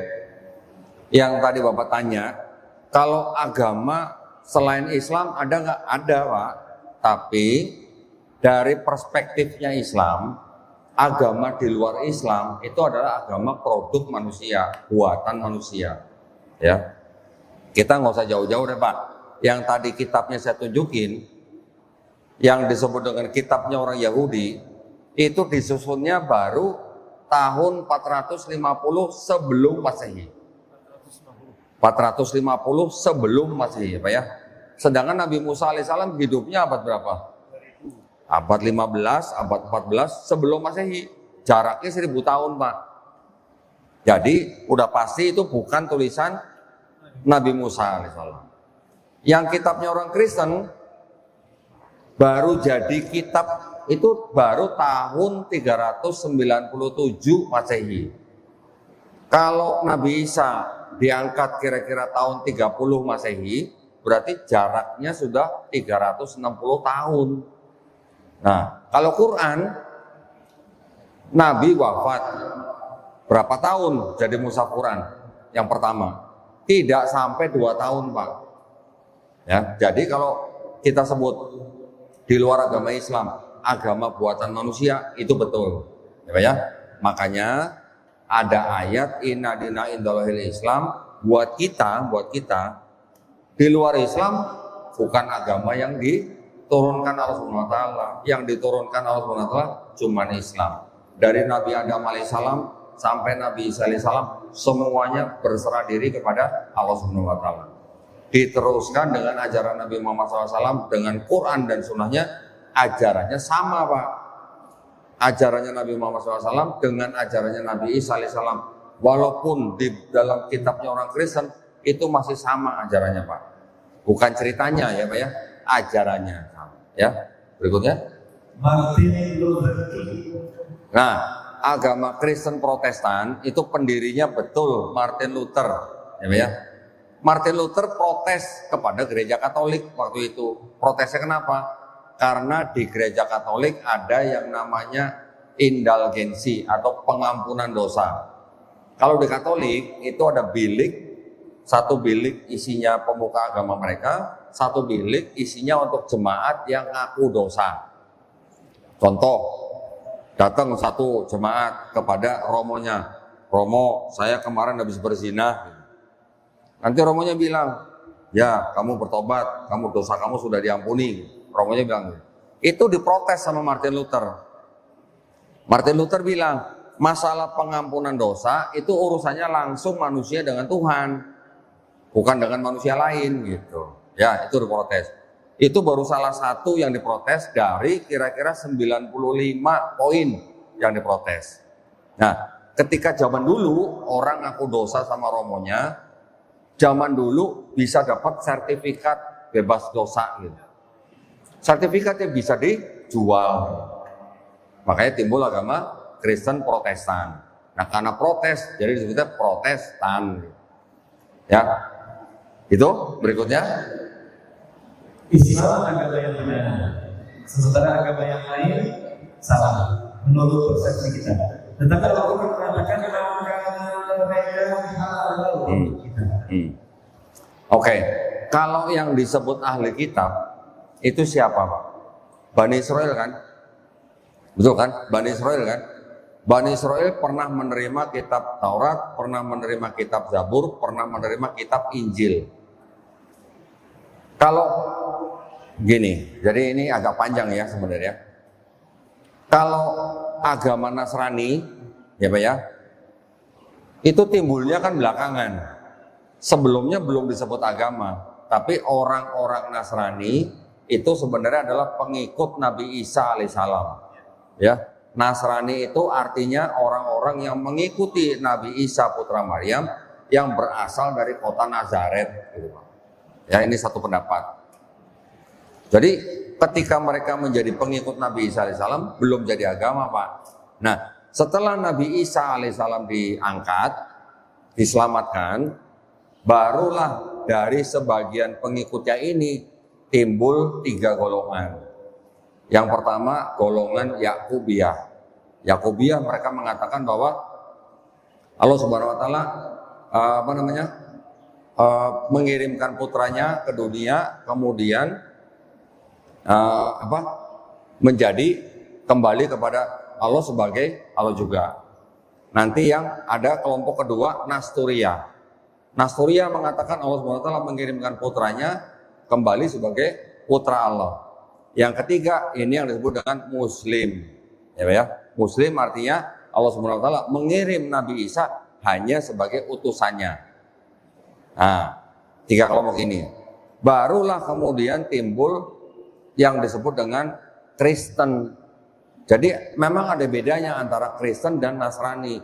Kalau Nasrani awalnya pengikut Nabi Isa dari kota Nazaret, kalau Kristen ini sebenarnya sebutan untuk orang-orang Yahudi yang memisahkan diri daripada Bani Israel. Ya. Nah, sekarang Kristen sama Nasrani gimana? Apakah bisa disamakan? Yang sekarang kita lihat bisa disamakan karena akidahnya sama. Nah, kalau Bapak tanya, kalau begitu Islam yang benar, terus makanan mereka halal, secara akidah Pak, secara akidah, teologi, mereka juga Muslim Pak, secara akidah. Tetapi secara syariat, mereka masih mengikuti syariat Nabi Musa alaihissalam. Jadi yang istilahnya yang pecah menjadi Kristen itu, sebagian ulama menyebut mereka juga ahli kitab, tapi kalau saya tidak mau menyebut mereka sebagai ahli kitab, sebagai Kristen yang sekarang. Ya, kenapa? Karena mereka tidak punya nasab sampai ke Bani Israel. Gitu ya, selanjutnya.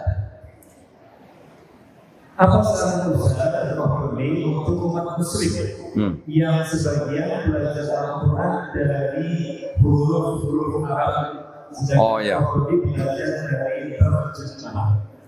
Kalau umat Islam belajar Quran dari bahasa Arabnya itu wajib. Wajibnya dalam arti apa? Teman-teman yang lahir dari keluarga Muslim ini kan dari kecil sudah mengenal huruf hijaiyah, ya. Itu sangat-sangat bagus. Kenapa? Karena dengan mengenal dan tahu bahasa Arabnya, terutama nahwu sorofnya, itu nanti juga bisa menjadi bekal untuk membela atau menjawab syubhat-syubhat terhadap Islam. Ya, ilmu nahwu sorof itu sangat penting supaya kita umat Islam bisa menjawab syubhat-syubhat yang datang dari luar. Kalau saya dulu belajar Quran dari terjemahan, itu karena saya mempelajari mungkin kayak ini karangan Nabi Muhammad SAW. Tapi kalau umat Islam yang belajar Quran dengan huruf hijaiyahnya, dengan nahwu sorofnya, itu sangat-sangat penting supaya kita tahu apa yang sedang dibicarakan dalam ayat itu sesuai dengan konteksnya. Ya, contoh, kita di Quran sering membaca kata nahnu, betul nggak? Diterjemahkan jadi apa? Kami. Orang di luar Islam nanya, katanya Allah Esa, kok kami? Gimana jawabnya? Kalau nggak tahu nahwu sorof, bingung juga, ya nggak? Tapi kalau tahu nahwu sorofnya, nahnu itu adalah disebut dalam bahasa Inggrisnya plural majestic. Betul ya, Pak Dosen? Nah, betul. Plural majestic artinya jamak yang diagungkan, tapi artinya satu. Contoh misalnya, kalau Ratu Inggris misalnya ngomong di depan parlemen misalnya, we will improve our government gitu. Misalnya, we, Ratu ngomong we, berapa ratunya? Ya tetap satu, tapi di belakang dia ada jajarannya, gitu. Ya seperti itu. Jadi penting belajar Quran dari bahasa Arabnya sangat penting karena di dalamnya ada nahwu sorof dan kata nahnu itu baru salah satu dari banyaknya hujatan, fitnahan, tuduhan kepada Islam. Ya, itu jawaban saya. Berikutnya. Bagaimana ketika ada orang tua yang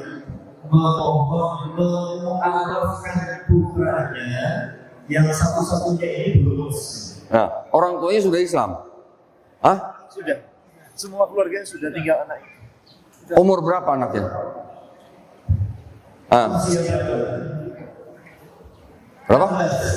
16 tahun. 16 atau 6? 16. Kalau orang tuanya sudah Muslim, anaknya 16 tahun, ya sudah tinggal disadarkan aja. Ada masalahnya apa? Ada yang keberatan gitu? Oh anaknya yang belum mau. Terus anaknya tumbuh sampai 16 tahun beragama apa? Katolik. Oke, nah kalau nggak mau, berarti harus ada trik untuk ngomongin kitabnya dia. Tapi yang ngomong harus paham kitab dia. Kalau nggak paham, susah. Karena anak 16 tahun biasanya sudah masuk ke di bawah alam bawah sadarnya. Sudah bisa dimasuki dengan doktrin. Triknya bagaimana? Tonton channel Donditan. Terima kasih. Kalau ini pertanyaan gampang ini, Rocky Gerung Muslim bukan? Oh, kalau saya bukan saudaranya Pak Rocky Gerung, Pak. Jadi saya nggak tahu Pak dia udah Muslim atau belum. Ya, saya nggak tahu. Kapan debat lagi? Oh, saya di yayasan kami itu kan saya memang ditugaskan untuk berdebat dengan pendeta minimal setahun 2 kali. Ya, minimal. Setiap kali debat itu kami, yayasan kami yang memfasilitasi semuanya. Sewa hotel, bayar kamar hotel, catering makan, bahkan tiket pesawat dari kita semua, yayasan kita yang bayarin. Jadi sekali debat dengan pendeta di hotel, itu kita bisa menghabiskan dana kira-kira 70 sampai 100 juta. Ya, tergantung hotelnya lah. Tahun 2022 2 kali, 23 2 kali, 24 2 kali, 2025 gak ada yang mau debat. Itu gara-gara saya punya ini. Gara-gara tadi saya tunjukin yang kitab merah itu tadi. 2025 ada pendeta dari NTT. Awalnya mau debat, awalnya mau. Dia yang kasih tanggal 29 Agustus gitu. Tapi karena kita yang bayarin, kan kita harus dapat kepastian dari dia kan. Kita bikin surat perjanjian dong. Kita suruh dia tanda tangan. Kalau dia nggak datang, kita bisa tuntut gitu kan. Dia mundur, nggak jadi. Katanya nggak boleh sama pendeta, sama gerejanya katanya. Terus ada lagi anak muda baru lulus apa namanya CD. Ada yang tahu CD ya? Semacam program penguatan iman di dalam gereja selama setahun. Anak muda baru ikut CD, lulus malah ke tempat saya. Saya tanya, loh, Mas malah ke tempat saya kenapa? Ya, saya ini apa penasaran sama Ko Dondi katanya. Saya mau nanya-nanya gitu. Loh, tahu saya dari mana? Dari YouTube. Sudah lama nontonnya? Sudah. Kapan? Setahun yang lalu. Dulu waktu nonton video saya gimana? Waktu saya pertama nonton, HP saya banting katanya. Tapi setelah diskusi 2 jam ternyata bersahadat. Ya. Dan dia tidak peduli dengan orang tuanya. Padahal usianya baru 16 tahun. Nah, dia punya pendeta, ketika tahu muridnya masuk Islam, pendetanya marah.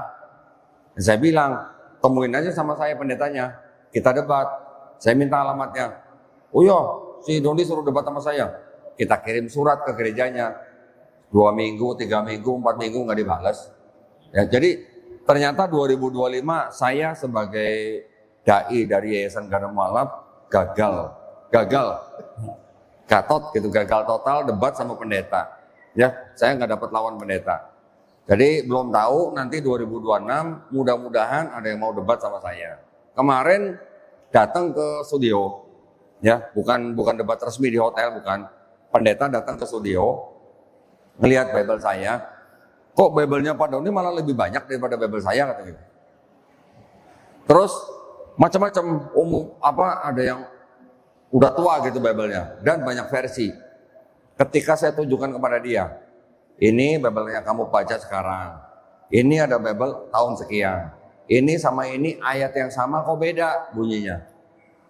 Ini yang salah yang mana? Oh yang ini salah. Oke, saya tutup ya. Saya ambilin lagi versi lain. Kalau ini sama ini, oh yang ini sekarang yang salah. Tutup lagi.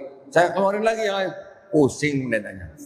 Nah, jadi dengan seperti itu, kalau kita bisa menguasai kitab mereka, akidah mereka, sejarah mereka, ya gampang meruntuhkan argumennya.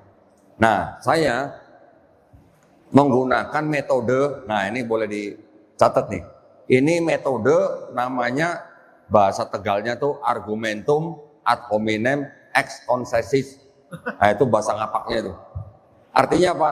Artinya kita menggunakan dokumen mereka untuk membantah argumen mereka.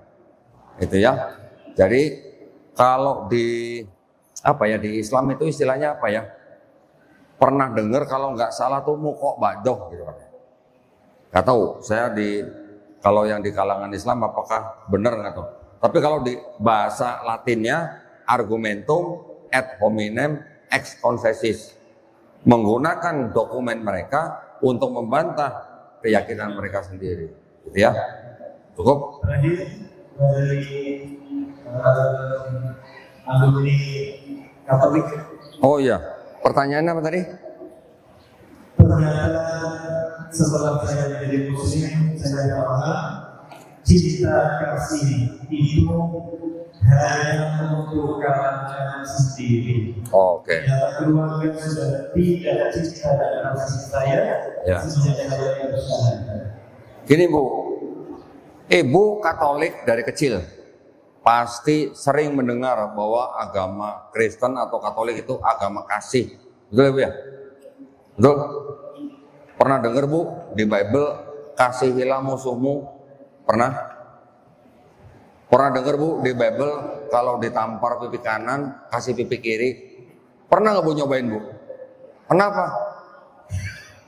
Oh sakit katanya. Kalau ditampar sakit ya. Orang Kristen yang datang ke tempat saya tanya, di Bible kamu ada ajaran kalau ditampar pipi kanan kasih pipi kiri. Pernah nggak nyobain? Enggak lah. Kenapa? Saya tonjok kata gitu. Loh, Bible sendiri malah nggak diikutin. Nah, gini Bu, kalau di Kristen mengaku sebagai agama kasih, kalau di Islam bukan agama kasih Bu. Agama apa Bu Islam? Agama kasih dan sayang. Nah, kalau Islam begitu. Jadi kalau Islam Bu, itu kita taunya begini, 100% hablum minanas, 100% hablum minallah. Ya Bu ya, Ibu harus bisa menangkap nih pesan saya. Artinya 100% hablum minanas itu bagaimana caranya kita berbuat baik kepada setiap manusia, gak usah ngeliat agamanya Bu. 100% hablum minanas berarti kita beribadah secara serius kepada Allah Subhanahu wa taala. Itu Bu ya. Jadi Islam itu justru agama kasih dan sayang. Ya Bu ya. Alhamdulillah, mudah-mudahan Ibu istiqomah ya. Assalamualaikum warahmatullahi wabarakatuh. Waalaikumsalam. Assalamualaikum Ko Doni, Husri. Izin bertanya, tadi disampaikan di awal bahwa Ko Doni mualaf sebelumnya bapaknya mualaf dulu. Kebetulan saya sering nonton di YouTube dan saya juga subscribe Ko Doni.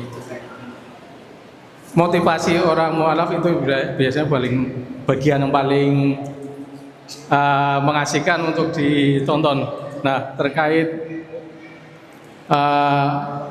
Bapak dari Ko Doni itu mualaf, mungkin bisa diceritakan latar belakangnya. Kemudian pertanyaan kedua, agak kurang jelas Pak. Iya. Latar belakang dari orang tua Ko Doni, bapaknya mualaf itu mungkin bisa diceritakan. Kalau papa saya waktu itu masuk Islam, yang saya tahu itu mungkin kemungkinan besar karena pergaulan Pak, karena pergaulan aja. Saya tanya berapa kali ya, memang beliau tidak riset, tidak mempelajari secara mendalam, tapi hanya pergaulan. Terus ada pertanyaan kedua terkait yang sering saya tonton di channelnya Ko Doni, bahwa banyak orang Kristen yang akhirnya berpindah ke Islam karena mengikuti Yesus bukan Paulus. Mungkin bisa diceritakan kenapa ajaran Paulus itu kemudian akhirnya bergeser jadi ajaran Kristen. Itu aja. Terima kasih. Assalamualaikum warahmatullahi wabarakatuh. Baik. Jadi kalau kita baca kitab mereka ya, kitab mereka itu kan ada dua bagian. Yang bagian pertama Perjanjian Lama, bagian kedua Perjanjian Baru. Perjanjian Lama itu sebenarnya bukan punya Kristen, tapi punya orang Yahudi. Perjanjian Baru punya orang Kristen. Tetapi kenapa orang Kristen menggunakan Perjanjian Lama? Karena mereka sudah mentafsir ulang kitabnya orang Yahudi, ya, mentafsir ulang. Jadi penulis-penulis kitab Perjanjian Baru itu banyak sekali mengutip dari Perjanjian Lama, ya. kurang lebih hampir 1000 ayat Pak, yang dikutip dari Perjanjian Lama. Dengan mengutip itu mereka menggunakan penafsiran ulang, sehingga timbulnya agama Kristen itu sebenarnya boleh dikatakan bukan ajaran Yesus. Ya Pak ya. Kalau kita baca yang 4 surat menceritakan tentang Yesus, ajarannya itu sama dengan ajaran Islam Pak. Mau masuk surga gimana caranya? Bertobat. Tuhan itu Esa, satu-satunya Allah yang benar itu Bapa. Yesus punya Tuhan. Sama dengan Islam Pak. Ajaran Yesusnya dengan Islam sama. Di Islam kita juga baca di Quran surat Ali Imran ayat 51, Nabi Isa alaihissalam membenarkan Taurat. Ya, tapi juga ada yang merubah, ada yang menghalalkan dari yang sudah diharamkan. Di kitabnya mereka, Yesus juga mengatakan, jangan kamu menyangka aku datang untuk membatalkan hukum Taurat. Aku datang bukan untuk membatalkan, tapi untuk menggenapi. Selama langit dan bumi belum lenyap, 1 iota titik pun tidak akan dihilangkan. Berarti menurut kitabnya orang Kristen, Yesus mengajarkan hukum Taurat tidak batal Pak. Ya. Berarti menurut Yesus di dalam Matius pasal 17 sampai 18, pasal 5 ayat 17 18, hukum Taurat itu batalnya kalau kiamat. Ya, ini diajar mereka. Tapi, ketika Yesus diceritakan sudah diangkat, baru ada orang yang mengaku dia punya mazhab orang Farisi, Yahudi tapi Farisi, bernama Saulus. Setelah dia pergi ke sebuah kota Damsyik untuk mengejar pengikut Yesus, dia mengaku melihat cahaya, mendengar suara. Dia mengaku suara itu adalah suara Yesus. Jadi Paulus mengaku bertemu dengan Yesus dan mendapatkan wahyu dari Yesus. Kemudian dia mengajarkan bahwa Yesus yang mati sebagai manusia itu sudah membatalkan hukum Taurat. Paulus dan Barnabas, bukan murid Yesus ya, ketika mereka sudah tinggal di sebuah kota namanya kota Antioquia selama setahun, baru mereka disebut sebagai Kristen. Jadi sebenarnya agama Kristen bukan diciptakan oleh Yesus Pak, diciptakan oleh orang yang bernama Paulus. Nah, Yesus sendiri di dalam surat-surat yang menceritakan tentang dia pernah memperingati bangsa Israel untuk berhati-hati kepada orang Farisi. Ya Pak ya, Matius 16 ayat 6, berjaga-jagalah dan waspadalah terhadap orang Farisi dan Saduki. Paulus mengaku orang Farisi. Matius 5 ayat 19 atau ya Matius 5 19, Yesus mengatakan yang menghilangkan hukum Taurat itu nanti akan mendapatkan tempat paling rendah di akhirat nanti di kerajaan surga. Paulus, arti Paul, ya Paulus Pak artinya, itu artinya yang paling rendah Pak. Kok bisa begitu ya? Paulus sendiri mengaku dia sebagai rasul yang paling rendah. Yesus bilang, yang menghilangkan hukum Taurat itu adalah orang yang nanti tempatnya paling rendah. Yesus lagi pernah memperingatkan, hati-hati dengan nabi-nabi palsu yang menyamar sebagai domba, tapi dia sebenarnya adalah serigala. Ya, Paulus berasal dari bangsa Israel, suku Benyamin, Pak. Suku Benyamin itu dianggap sebagai apa? Seperti serigala. Kok bisa pas begitu ya? Yesus peringatin ada nabi palsu yang seperti serigala. Paulus dari suku Benyamin itu disebut memang seperti serigala. Kejadian pasal 49. Suku Benyamin, gitu ya. Jadi ketika Paulus mengajarkan sesuatu yang berbeda dengan Yesus, orang Kristen bilang, kami memang mengikuti Paulus yang mendapat wahyu dari Yesus. Kita kalau baca, beda. Yesus diutus hanya untuk bangsa Israel. Ketika ada seseorang mengaku mendapat wahyu dari Yesus, bilangnya sekarang buat semua orang di luar bangsa Israel. Jadi timbul pertanyaan, kalau begitu Yesusnya ketika hidup itu dia lupa ngajarin atau pelin-pelan gitu. Itu yang terjadi Pak ya. Jadi secara kalau kita baca secara konteks, Kristen bukan ciptaan Yesus di dalam Bible. Kristen ciptaan Paulus Pak. Ya Pak ya, mudah-mudahan menjawab pertanyaan. Cukup? Satu lagi terakhir Bro. Ada buku yang menulis pelajaran agama Islam sebagai pelajaran agama Islam dan budi pekerti. Bagaimana menurut Robi? Budi pekerti, maksudnya buku ajaran agama Islam. Ini kan agama Islam saja. Terus disematkan kalimat tambahan agama Islam dan budi pekerti. Apakah ini tidak ada? Saya kurang tahu penulisnya apakah Muslim? Tidak disebutkan. Saya kurang tahu, saya belum bisa menjawab kalau saya nggak tahu siapa yang nulis. Ya, tapi kalau membaca judulnya aja Islam dan budi pekerti, buat saya sih nggak masalah, harusnya nggak masalah. Terakhir, oke baik, kami tutup sekaligus acara pagi hari ini hingga siang. Subhanakallahumma wa bihamdika asyhadu an la ilaha illa anta astaghfiruka wa atubu ilaik.